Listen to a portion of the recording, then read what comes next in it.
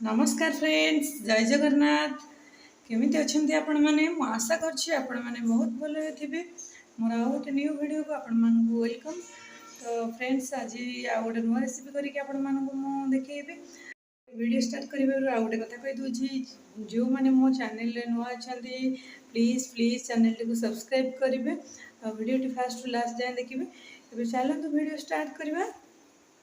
तो फ्रेंड्स देखूँ गोटे बाटी अल्प किसी अरुआ भात नहीं यहाँ हूँ सोमवार जेहेतु मोर उपास थिला तो मु अरुआ भात किसी बड़ी जाता मुझे मंगलवार दिन ये डिशटा करी तो मुझे पोस्ट कर भिडटा शुक्रवार।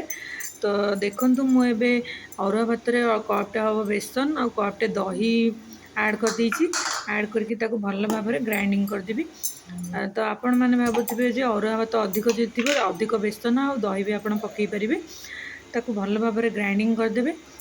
ताको भी गोटे बाउल को काढ़ीदेवे। आउ सांगे सांगे जब आप चाहते जो अरुआ भातटा रांधिकी करने तो अल्प किसी रांधे किसी कथा ना किंतु जदि बड़ी थी ताले प्रायतः भेजिटेबल्स पकईकि आपण मैंने खाई दिंती किंतु ये डिशटा निहाती ट्राए करेंगे।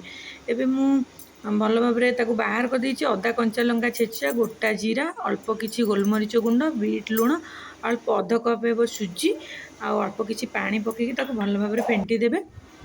किछि समय गलापर माने अध घंटे पाखापाखि गलापर सोडा पकईकि टिके फेंटे कारण सोडा पकईले बहुत सारा सेटा माने फुलीज तो ताकू भल भाव में फेंटी देबे।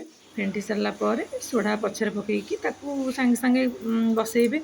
तो देखंतु एबे मु पकई सब पकई सारा पर अल्प किसी ऑयल रिफाइन ऑयल थाली रे मु पकईकि भल भाव में मारी देछि। थाली सारा अल्प से अटा छेंची देछि।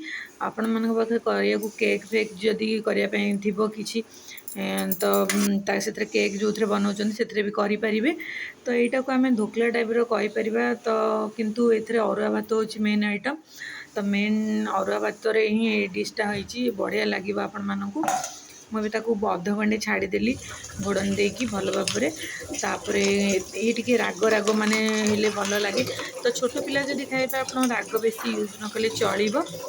तो देखो मोर ए पूरा स्पंजी और स्मूथ पूरा फाटी एत स्मूथ होता मुझे पूरा छोट छोट पीस करके काटिदेवी। आउ छोट छोट पीस करेंगे कारण बड़ बड़ पीस कले देखापी भी भल लगे आउ खावाई भी माने टेस्ट लगे भीतर जना पड़ो कादुआ टाइप्र। छोट छोट पीस करेंगे देखिए आग होना ना।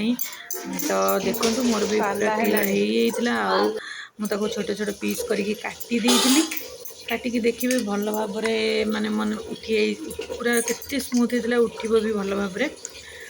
तो आपण निहाती घरे डिश ट्राए करेंगे प्लीज।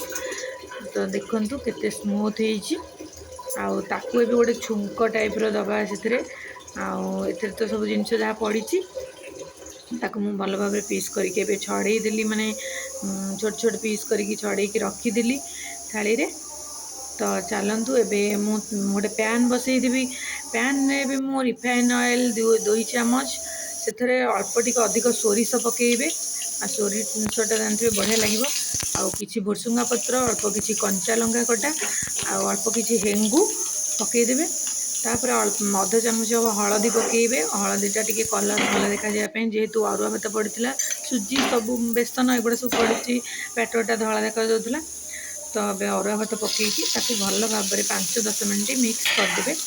मिक्स कर सारापर तो ये आउ किसी दरकार नहीं पूरा रेडी हो गला। तो यहाँ ब्रेकफास्ट निहाती आप बनइबे। तो यहाँ आउ 2 दिन पर रखिकी कहे बनवाई। तो संध्या बेलू जदि आपण मानकर भात बड़ी आउथबो तो एमती डिश निहाती घरे ट्राए करेंगे। आपण मानकु बहुत बहुत बढ़िया लगे। यहाँ टमाटो सॉस कि चिली सॉस यूज करेंगे। आदि घरे चटनी बटनी किसी आप चटापट किसी बनई थे ताले यूज करेंगे। आशा करूँ भिडियोटी निहाती भल लगे। कमेंट माध्यम जनइबे डिश केमिति लगिला। देखा नेक्स्ट वीडियो रे। रोची take care and bye bye.